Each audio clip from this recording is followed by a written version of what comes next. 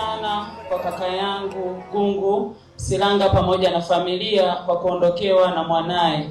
Ni pigo kubwa kwa sababu unapokuza mtoto unategemea baadaye yeye aje kustiri, lakini kwa mzazi kustiri mtoto huwa inaumiza.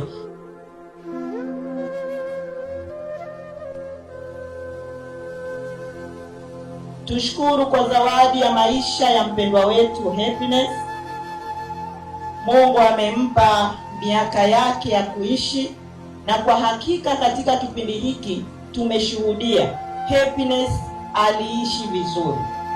Ushuhuda aliyoutoa baba mchungaji kwa namna ya Happy alivyokuwa na hofu ya Mungu, lipo jambo la kujifunza sisi kama wanadamu. Bwana, asalamu alaykum. Bwana Yesu asifiwe.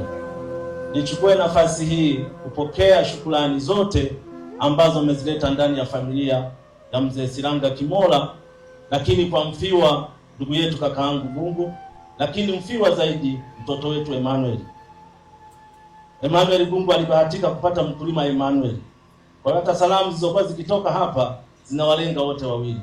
Aliyefiwa ni Emmanuel na mzazi ni Emmanuel. Tunawapa pole sana wanaukoo wa Silanga. Lakini kama walivyosema watumishi wa Mungu, jambo hili ni zito, halizoeleki. Lakini mheshimiwa mmoja alimesema, Mheshimiwa Kiswaga, kwamba wote tupo, lakini sasa mimi niseme kwa wale tulioshiriki hapa, hatutakuwa wa kwanza wala wa mwisho, ila Mungu ndo anajua. Lakini nitoe pole kwa mwanangu Emmanuel. Najua sisi sote tutaondoka, tutakuacha, utabaki na maumivu ndani ya moyo wako, lakini kubwa zaidi ni kumwamini Yesu Kristo, ndio atakuwa mlezi wa pekee. Watoto wangu wadogo zake na Salu, endeleeni kujisimamia na kuwa imara. Alikuwa ni mama yenu mshauri baada ya mama yake kutangulia, lakini sasa yote hii ni mipango ya Mungu, na kila jambo linalotokea Mungu ndo anajua.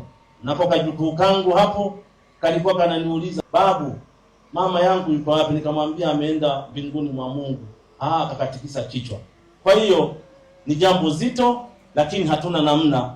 Yote yaliyosemwa Mungu ndo ameyaweka kukutana sisi hapa.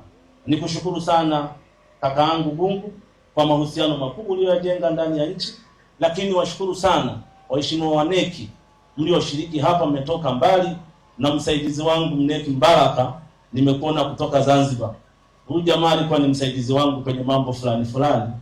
Lakini niwashukuru sana wabunge wa stafu, lakini Nyongo amesema haja stafu, ndio umestafu mzee. Hakuna namna. Kakaangu Mheshimiwa Mpina, tukushukuru sana kwa salamu za pole ndugu yetu, lakini na viongozi wote mlioko hapa. Nimeona mwenyekiti wa Kwimba na wenye viti wote wa wilaya za Chama cha Mapinduzi na watendaji wa vyama, lakini na wengine wote ambao sijawataja.